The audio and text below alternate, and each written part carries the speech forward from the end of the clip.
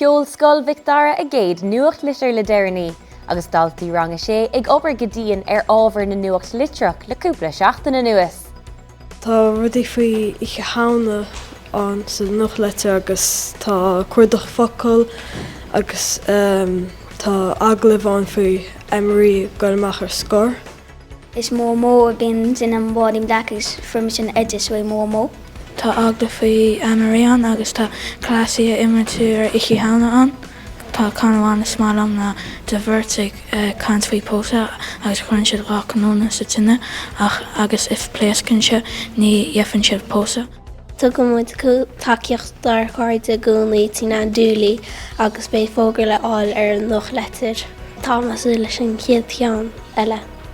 Tá sé arínta ag na daltaí Nuachtlitir a dheachada uair sa téirme as seo go deireadh na scoil bliana.